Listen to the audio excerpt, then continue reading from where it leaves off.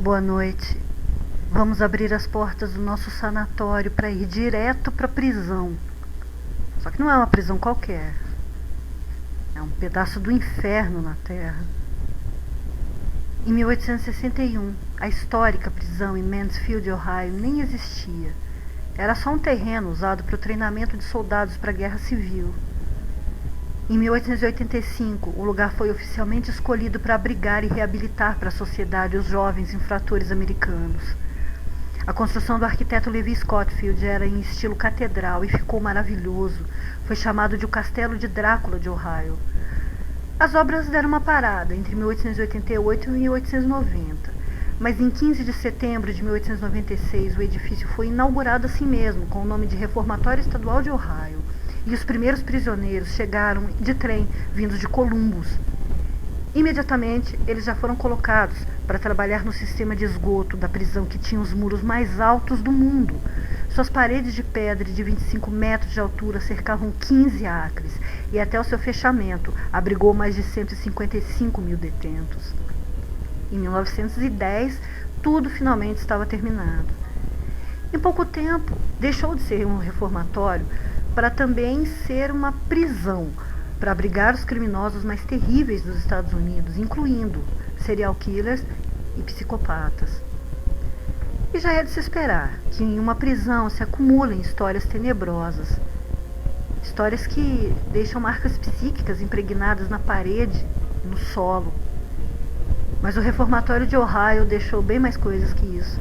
Deixou milhares de almas furiosas, almas vingativas e muita energia ruim. Quem esteve lá, tanto guardas como presos, dizem que o lugar era o inferno na terra e que não havia um só dia em que não ocorressem episódios de violência.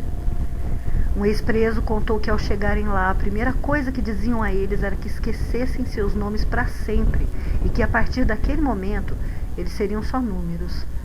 Grande parte deles nunca mais saiu. Eram 5 pisos de corredores estreitos e celas minúsculas.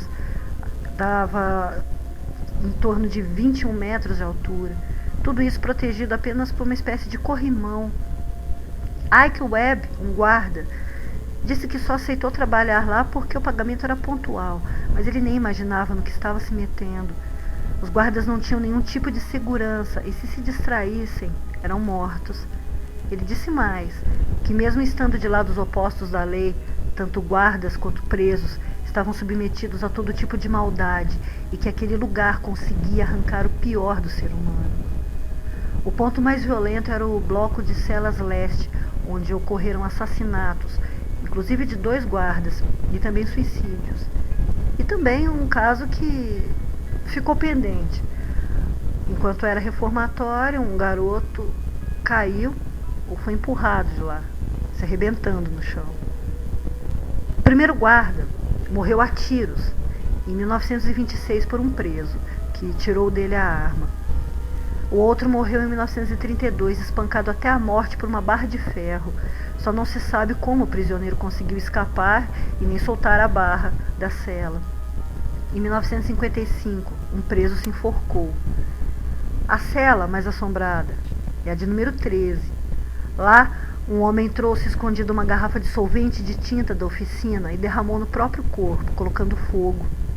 Os outros presos conseguiram abrir a cela, só que ao invés de ajudar, arrastaram o corpo dele pelo corredor e ficaram apenas olhando que ele queimasse até morrer. Esse ex-guarda disse que pedaços de pele queimada ficaram grudados no chão. A família nunca procurou pelo corpo e então ele foi colocado em um caixão simples de madeira feito na marcenaria da prisão e enterrado no cemitério dos fundos. Nenhuma das lápides tem nomes, só números.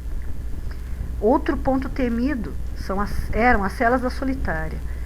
Celas escuras e minúsculas, onde eles eram deixados nus e a comida era passada por um buraco na porta. Eram 20 ao todo e fazia 37 graus ou mais o ano todo. E foi após o motim de 1957 que foram colocados por 30 dias 125 homens distribuídos nas 20 celas da solitária, chamada pelos presos de buraco. Eles não tinham espaço nem para deitar, para dormir. Hoje, o Reformatório Estadual de Ohio está aberto à visitação. Cogitou-se a ideia de demolirem para a construção de um estádio de hóquei, mas felizmente o projeto não foi para frente. Os guias turísticos são os maiores testemunhas de todos os fenômenos. Uma delas relatou que, enquanto levava um grupo para conhecer os corredores, ouviu o som como uma batida forte da porta de uma cela e percebeu que uma figura escura, uma névoa em forma humana, os observava e recuou ao ver que também era observado. Estranhas formas negras se arrastam pelos corredores, pelos pavilhões e desaparecem dentro das celas. O pavilhão do hospital não é aberto a visitas por causa da forte e perigosa atividade paranormal, mas os investigadores captaram psicofonias de passos e vozes agonizando. Não se sabe o motivo, mas são as mulheres as mais atacadas. As guias de turismo voluntárias são as que mais presenciam fenômenos e mais sofrem com eles. Várias delas relataram ataques físicos. Quando levava um grupo para conhecer a prisão, uma delas ficou de costas para a cela e teve seu cabelo puxado com uma força incrível. Outra contou ter ouvido a porta de uma das celas se fechando e, ao ir averiguar, sentiu o golpe na nuca como uma coronhada. Ao olhar para trás, não viu ninguém. O corredor onde ficam os banheiros são os mais temidos por elas, já que muitos ataques ocorrem lá. Há relatos de guias que foram empurradas das escadas e uma delas teve sua cabeça empurrada contra a parede por uma mão invisível e extremamente forte. A energia ativa domina o lugar e as pessoas têm todo tipo de sensação. Algumas relataram sentir como se estivessem cercadas por muitas pessoas e na cela 13 elas sentem partes do corpo ficarem dormentes. Na chamada parte escura, próxima aos banheiros, as baterias de câmeras e de celulares são descarregadas em segundos e acredita-se que isso ocorra porque os fantasmas estão acumulando energia para atacar. Pessoas são golpeadas no pescoço e no corredor por onde o homem em chamas foi arrastado, há quem sinta como se o próprio corpo estivesse pegando fogo. O fantasma do garoto suicida também é visto vagando pelos corredores. Muitas são as psicofonias captadas por todo o prédio, e todas são de vozes masculinas e ameaçando aos vivos. No necrotério, também foram captadas vozes agonizantes. Em 1990, o Reformatório Estadual de Ohio fechou definitivamente as suas portas. Só que aquelas almas continuam lá dentro, eternamente, cada uma delas cumprindo as suas penas. Semana que vem eu volto com mais um lugar perdido no mundo, mas o lugar onde os fantasmas são donos. Doutora Plague, fechando as portas do sanatório. Boa noite. Vão dormir.